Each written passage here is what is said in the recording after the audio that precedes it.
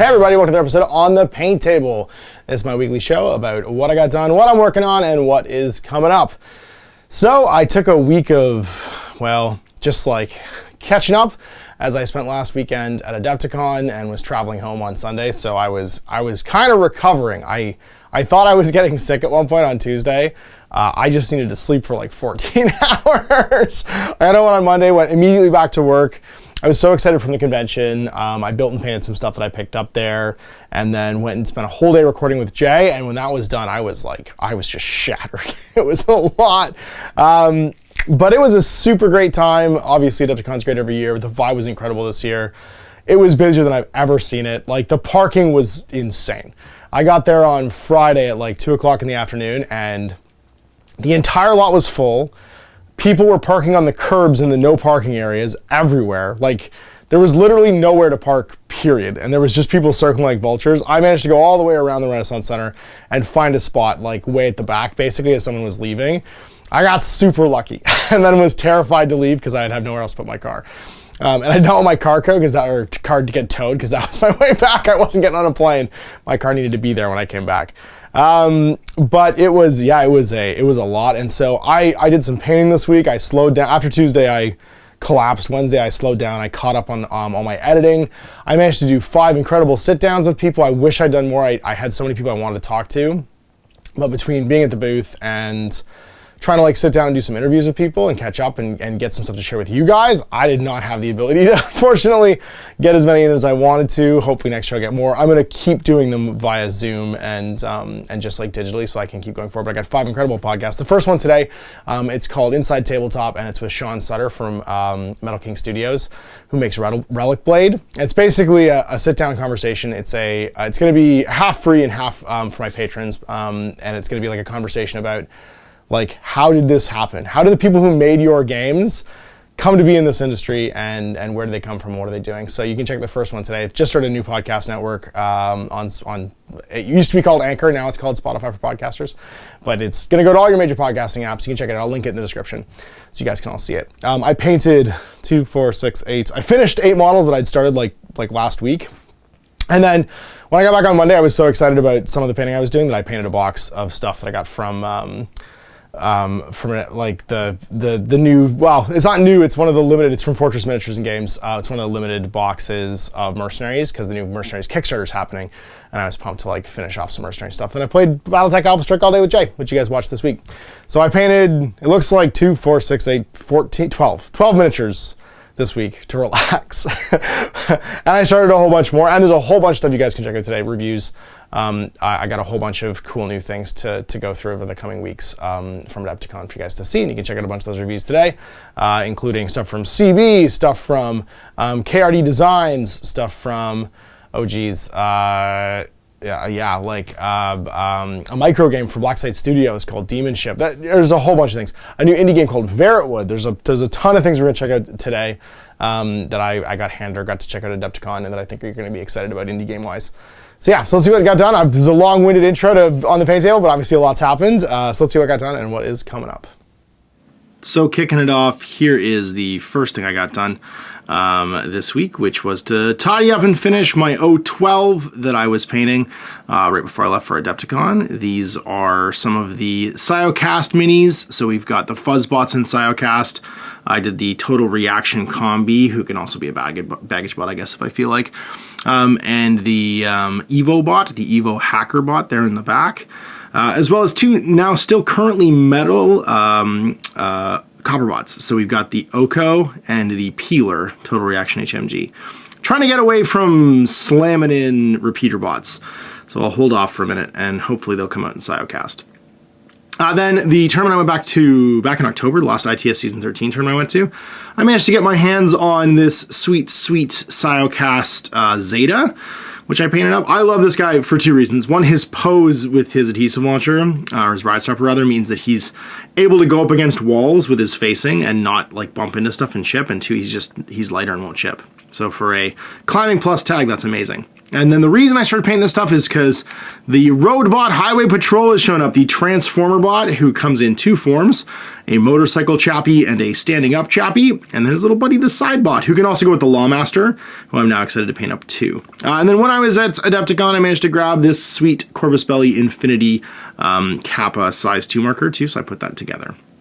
Now, on top of that, because they looked so good, I used the Green Stuff World Neo Titan Orange Tufts on them. I decided to rebase, or well, not rebase, but tuft up the rest of my Code 1 012, which is really the only stuff I'd painted so far for 012, which is why I felt like I needed more stuff to make the actual army, like, both pop and play on the battlefield. Although there's some glaring exceptions here. Like, I don't have a Raven Eye, which I should clearly have 2 of, because they're great. I need to find some Raven Eyes somewhere, so if anybody's not using them, I'd love to get my hands on one.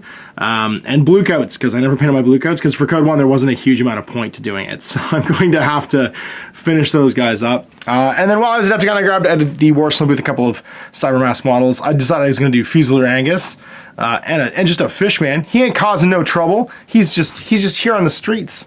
Some Cybermask minis from Arsenal, just to like kind of zhuzh up my tables and stuff too. So really happy with these, how they turned out. Now they're all painted with Citadel contrast paints over Corax white. So I used Black Legion for all the dark parts, and armor plates and tires and stuff, and then I used Leviathan Blue. I don't even know if that one's still in production, but it's the one I used on my original one, so I was kind of stuck with it. I couldn't remember which blue it was for a while, and I had to use 3 or 4 blues before I actually realized which one it was.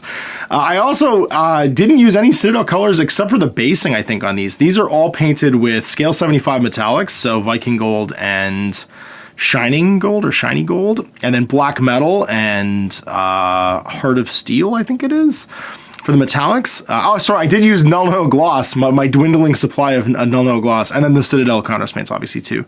But the highlights are all done with Ultramarine Blue from the Army Painter paint set, and then I think it's Electric Blue for the highlights, and then some Vallejo for the glowy bits, and yeah, and then they're like saddle brown, washed into the middle of that Astrogrant debris for the bases, and then dry brushed with like a light ice blue. And that's how they're all finished up. So I was able to, it's funny, when you paint something like during the pandemic 3 years ago, you have to remember how you painted it. And also you forget to bring an example model home. It causes some problems. I think I copied it pretty well. I think I got there. I got the broad strokes.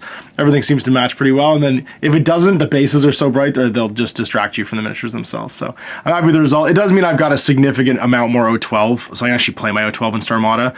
I have a game on Friday night that, well, obviously you guys will be watching this on Saturday, so it'll already have happened, but I decided I was going to paint these up and finish them so that Jordan could play against something different, and he hadn't played against my 012, and I didn't really have the stuff to, I felt like, do a proper army, but now I can play some Starmada or some 012. And I'll finish filling in the holes and then get to work on my shiny new project, which I'll show you in a second.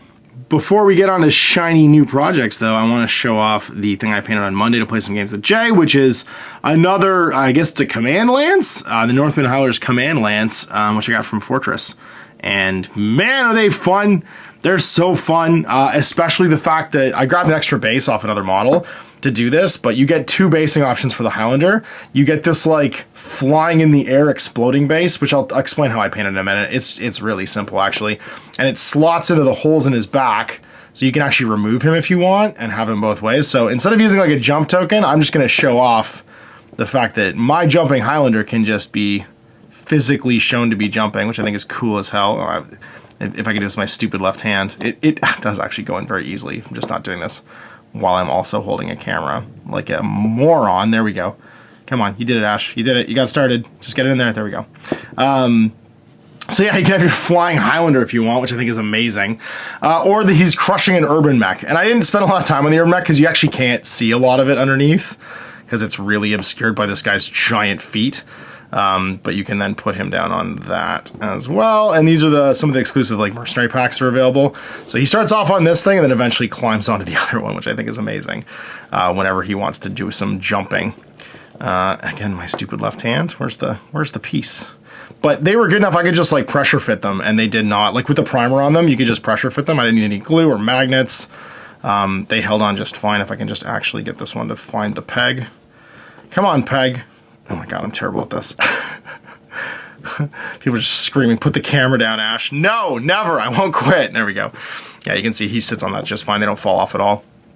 And then, because I didn't like, and this was to finish off my Northern Highlanders, because you can't have the Northern Highlanders, and I painted the Alpha Strike starter set with that without having a Highlander. So now I have a Highlander, I have a Gunslinger, I have another Warhammer, like an even cooler backpack Warhammer, and I have a Grasshopper. So these are like super fun command lance. I use them just as a battle lance too, because their profiles let you do that. And it's almost 200 points in Alpha Strike, which is amazing. So I had a ton of fun painting them. I primed them with it's a Rust-Oleum chalked charcoal gray, and then airbrushed them with Imperial Hobbies olive green, and then put a little bit of their, I think it's called Eerie Mist, into the olive green just to lighten it up, and then airbrushed them again. But just like get at the high points. And then the metallics are all scale 75 black metal, washed with no gloss. The eyes are, I think, just Vallejo, like fire engine red, or no, burnt red up through, like a fire engine red up through orange. And then I think it's they're both the blues that I did for like the little markings are also like just the details and stuff are also, I think, Vallejo. Now this guy is actually way easier than it looks to do. I primed this gray. I then, airbrushed it gray. I airbrushed it a slightly lighter gray on the tops of all of like the puffy cloud bits. And then I went in and I painted the cracks more to the top than the bottom with like progressively lighter orange, right? So orange, then yellow, then like a fiery yellow up at the top where it's actually coming into the jets, and then a little bit of white into the yellow to make it a little bit higher. And you get that nice, like the fire's inside the clouds are glowing kind of look, which I figured like, that's what this guy, like it's greasy smoke. It's not like white hot smoke. This guy's burning fossil fuels to get off the ground. It's something terrible that this guy's burning to get out of here. And maybe different mechs I would do with different smoke clouds, but I figured I would just use this one for this. And have the opportunity to do like a little fun kind of like painting trick. So if you're ever looking to do that, and then at the bottom even, instead of washing in oranges and yellows, I washed in black. So it gets darker as it gets lower, which is a little bit thinned down. I think it was the same Black Legion contrast paint I used. But it gives you a fun little like visual effect, and yeah, super easy to do. So I just grabbed a spare base off a mech I wasn't going to use. I think another Wolverine or another Griffin or something, because I have so many of them painted already in different mercenary companies, and I figured I would have the base as an option. You only get 4 bases in here, and you kind of pick which one you want to use, but I figured I would just not pick, and if you get any mechs like this out of these boxes, you can easily just do it that way. And so here's the coming up stuff. I had a blue coat. That's all I got. I mean, I also have a Killer Hacker Gangbuster I need to paint up. I got a Beta Trooper box I got to paint. A bunch of stuff, but the blue coat seemed like low-hanging fruit of like, why don't I have this? I've got Nyokas to paint. I got a Delta Doctor to paint. Yeah, there's a bunch of stuff I gotta get finished. But the blue coat's one I definitely want to have because it's cheap and cheerful and can, I think, be your lieutenant. No, it's the Raven. I can be your lieutenant. Anyway, it almost required for Star Armada in 012. I gotta get him done, so he's gotten assembled this week. And then it's hype train time. I'm gonna get my 012 done so I can start painting Bakunin. Now, of course, I've got a leg up. I've been working on Nomads this whole season, but CB was kind enough to send me, and I'm gonna do a review on them, which you should be able to see today, the new Observance box, as well as the new Dire Foes Troubled Theft with Connie for my military orders, Robin Hook, and Agatha, and then, of course, the exclusive Cassandra Kusanagi, which I'm super pumped about. So I've got Kusanagi as well. Beautiful miniatures. I'm not actually going to use these tufts, I think. I have some light blue ones because I want them to contrast my red Bakunin with some dark, or some lighter blue tufts as well. I have some ideas for that. And then I found my moderator box. So I got moderators in here. I got the moderator expansion box and the old starship with a Riot Girl, a Morlock, and a Sin Eater HMG. So I got some more Bakunin stuff to get painted. So I got all kinds of Bakunin stuff to do. I also picked up the sweet I think it's either early release or exclusive, Bakunin measuring gauge from Warsenal, which was nice. And I got my hands on this, a early Warcrow Adventures like baddie. I got to see these when I did the preview for it, but I love the like Cernunos vibes on this Warcrow Adventures thing, and I'm pumped for another cool like dungeon crawler style game and to see the beginnings of their fantasy offering from CB. So I'm gonna do a whole separate video on these today, as well as another separate video on the new material Marut and the new material Assassin Ayar, which I got my hands on as well, which are not Siocast. They have a new material they're casting, and I'm gonna be starting to check out too, which I'm pumped about. I got 2 more Battletech projects to do as well. The first one is I've got these leftovers from my Alpha Strike box set. I was gonna paint them all as Northwind Highlanders, being like, no, all the clan stuff got salvaged after the Highlanders win. But now with the Kickstarter going so insanely successfully from Catalyst, they've got a new Aces card deck that they are beta testing for solo and co-op rules for Battletech, and I want to give it a try.